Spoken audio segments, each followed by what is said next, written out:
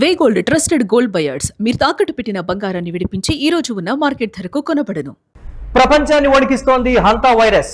Covid ను మించినటువంటి danger అంటూ కూడా హెచ్చరికలు జారీ చేస్తున్నారు. ఈ నేపథ్యంలో ప్రపంచ ఆరోగ్య సంస్థ అలర్ట్ ప్రకటించింది.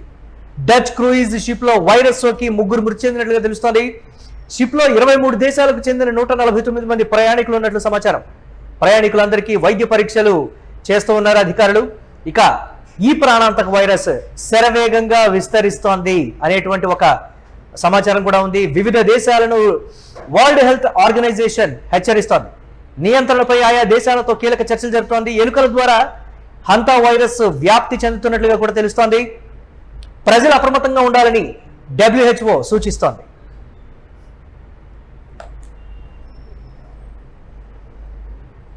Incubation period of the Andes virus, which can be up to 6 weeks, it's possible that more cases may be reported. While this is a serious incident, WHO assesses the public health risk as low. It also shows why the international health regulations exist and how they work. WHO is working with multiple governments and partners on the response under those regulations. Our priorities are to ensure the affected patients receive care, that the remaining passengers on the ship are kept safe and treated with dignity, and to prevent any further spread of. దీనిపై మరిన్ని updates మా correspondent Venkat అందిస్తారు. వెంకట్, గడిచిన 4 నెలల్లో ప్రపంచం ఎంత ఆర్థికంగా నష్టపోవాలో అంతా నష్టపోయింది. ఇప్పుడు ఆరోగ్యపరమైనటువంటి నష్టం వాటిల్లబోతోంది. కరోనా వైరస్ కంటే డేంజర్ అనేటువంటి ప్రచారం అయితే జరుగుతుంది. బట్ వరల్డ్ హెల్త్ ఆర్గనైజేషన్ అయితే ప్రపంచ దేశాలన్నింటినీ కూడా అలర్ట్ చేస్తూ ఆ క్రూయిజ్ షిప్లోంచి ఎవరైతే అంటే 23 దేశాలకు చెందినటువంటి వాళ్ళు ఎవరైతే ఉన్నారో వాళ్ళందరికీ కూడా ఆరోగ్య పరీక్షలు అయితే చేస్తున్నటువంటి పరిస్థితి ఉంది. ఏంటి దీనికి సంబంధించి?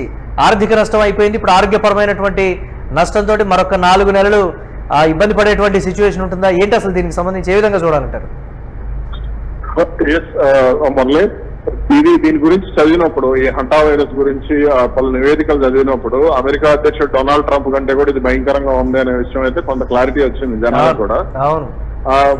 ఇది అంటే కోవిడ్ లో మరణాల శాతం చాలా తక్కువ. అది అందులో 5 నుంచి 6% మాత్రమే ఉంది మరణాల రేటు. కానీ ఇది మాత్రం 38% ఉంది.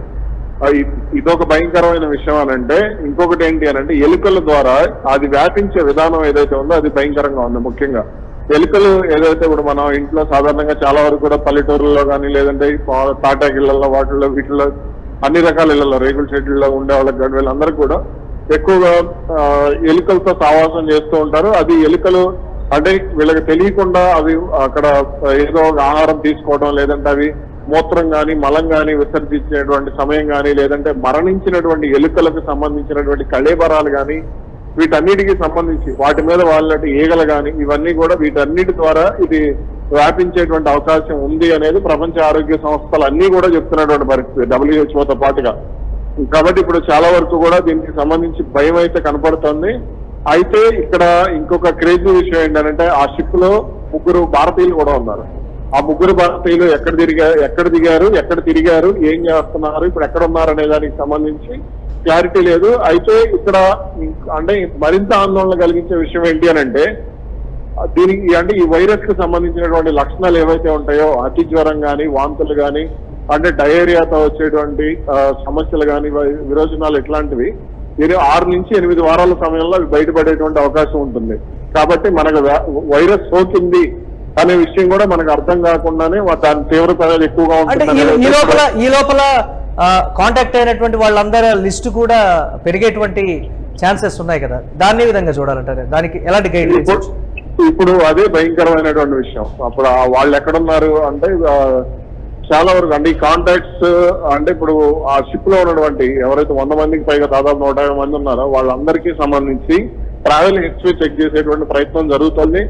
అలాగే వాళ్ళు ఎవరిని కలిశారు, ఆ కలిసిన వాళ్ళు ఎవరిని కలిశారు, లేదంటే వాళ్ళల్లో ఎవరైనా భార్యాభర్తలు ఉన్నారా, లేదంటే వాళ్ళకు ఉన్నటువంటి స్నేహాలు కానీ, లేదంటే వాళ్ళు తినేటువంటి ఆహారం కానీ, వీటన్నిటికీ సంబంధించి ఎవరితో షేర్ చేసుకున్నారా, వాళ్ళ సెక్సువల్ రిలేషన్స్ ఏంటి, ఇవన్నీ కూడా ఇప్పుడు దానికి సంబంధించి అక్కడ పూర్తి స్థాయిలో ఆరాధిస్తున్నటువంటి పరిస్థితి ఉంది. కాబట్టి దీనికి సంబంధించి భయపడాల్సిందే అనేది అయితే మనకు అందుతున్నటువంటి సమాచారం. కొన్ని జాతీయ మీడియాలో కానీ ఇంటర్నేషనల్ మీడియాలో కానీ చదివినప్పుడు ఖచ్చితంగా భయపడాలి, ఖచ్చితంగా జాగ్రత్తగా ఉండాలని అయితే చెప్తున్నారు. అలాగే ఇప్పుడు ఆ బాధితులకు సంబంధించి కూడా వాళ్ళని క్వారంటైన్ కూడా చేసినట్టుగా తెలుస్తుంది. అయితే దీనికి సంబంధించి ఇంకా ఎటువంటి వ్యాక్సిన్లు కానీ మందులు కానీ అందుబాటులో లేకపోవడం, కేవలం మన కరోనా స్టార్టింగ్ లో ఎలాగైతే జ్వరం వస్తే డోలో వేసాము, జలుబు వస్తే సిట్రోజన్ వేసామో, అలాగే కాళ్ళ నొప్పులు వస్తే దానికి సంబంధించినటువంటి పెయిన్ కిల్లర్స్ వాడారు, అలా చికిత్స చేయటం తప్ప అంటే పిల్లల మీద వృద్ధుల మీద ఎఫెక్ట్ బాగా చూపించే ఛాన్సెస్ ఉన్నాయనేటువంటి మాట. పిల్లల మీద వృద్ధుల మీద కరోనా కన్నా ఇది అధిక రేటు విజృంభించే ఛాన్సెస్ ఉన్నాయనేటువంటి పరిస్థితి.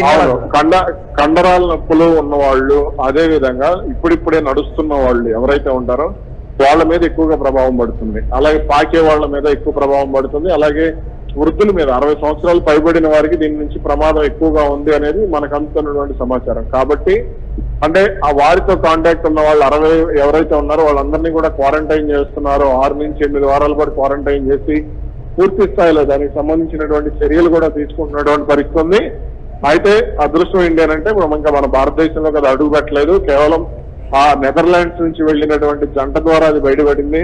ఇక దానికి సంబంధించి ఆ దక్షిణ అమెరికా దేశాల్లోనే దీనికి సంబంధించి భయం అయితే కనపడుతుంది. విపరీతంగా ఎలుకల మీద పెరుగుతున్నటువంటి ప్రయోగాలు కూడా ఇందుకు కారణం అనేటువంటి ఒక కొత్త వెర్షన్ కూడా వినిపిస్తోంది కదా.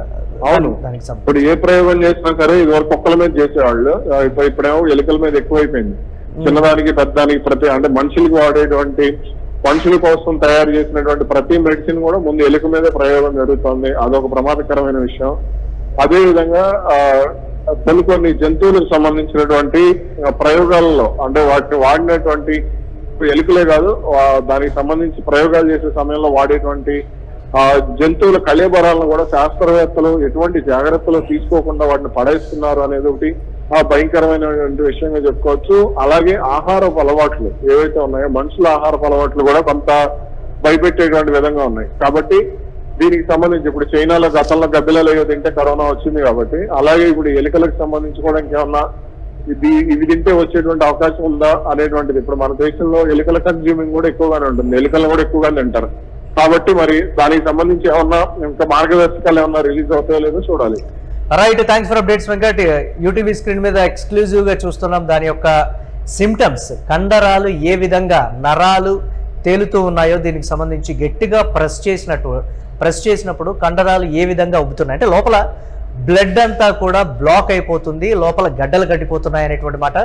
కండరాలు పట్టేయటం, విపరీతమైనటువంటి నొప్పులు, వాంతి చేసుకోవడం కానీ లేకపోతే విపరీతమైనటువంటి జ్వరం రావడం కానీ మన యూటీవీ స్క్రీన్ మీద ఎక్స్క్లూజివ్గా చూస్తున్నాం. దాని సిమ్టమ్స్ ఆ కండరాన్ని గట్టిగా పట్టినప్పుడు ఏదైతే దద్దుర్ల రూపంలో పైన కాకుండా ఇంటర్నల్గా బ్లడ్ ఏ విధంగా క్లాట్ అయిపోతుంది అంటే గడ్డలు గట్టిపోతుంది, కండరాలు లోపల దెబ్బతింటున్నాయి అనే దానికి సంబంధించి అయితే మనం ఎక్స్క్లూజివ్గా యూటీవీ స్క్రీన్ మీద చూస్తున్నాం.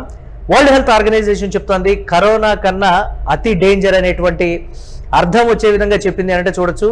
కరోనా వల్ల సంభవించినటువంటి మరణాల రేటు కన్నా 38% ఇది అధికంగా ఉండేటువంటి అవకాశం ఉంది. 23 దేశాలకు సంబంధించినటువంటి వాళ్ళు ఆ క్రూజ్ షిప్ లో జర్నీ చేశారు. అందులో భారత్కు చెందినటువంటి వారు 3 ఉన్నారు. మరి వాళ్ళ ట్రేసింగ్ ఏంటి, టెస్టింగ్ ఏంటి, దీనికి సంబంధించి ఎలాంటి ఐసోలేషన్లో పెట్టాలి, వారికి ఎలాంటి చర్యలు తీసుకోవాలి, ఎలాంటి మెడిసిన్స్ దీనికి ఉన్నాయి అనేది, అంటే కరోనా వైరస్ వచ్చిన కొత్తలో ఏ విధంగా అయితే ఇబ్బంది పడ్డారో ప్రశ్నార్థకంగా మారిందో ట్రీట్మెంట్ దీనికి కూడా అదే విధంగా ఉంటుందనేటువంటి మాట. ఎందుకైనా మంచిది జాగ్రత్తగా ఉండండి అని ప్రపంచ దేశాలని WHO అలర్ట్ చేస్తోందంటే సిచ్యువేషన్ చూడొచ్చు. ఇప్పటివరకు ఆర్థికంగా నష్టపోయినటువంటి ప్రపంచం రాబోయే రోజుల్లో ఆరోగ్యపరమైనటువంటి విపత్తును కూడా ఎదుర్కోబోతోంది. ప్రాణ నష్టం ఏ విధంగా ఉంటుందో అనేటువంటి ఒక అంచనాలు కూడా అందదు అంటున్నారు. ఈ హంటా వైరస్ కానీ ఒకవేళ విజృంభిస్తే అనేటువంటి మాట, పిల్లలు వృద్ధుల్లో దీని తీవ్రత అధికంగా ఉంటుందని అయితే సమాచారం.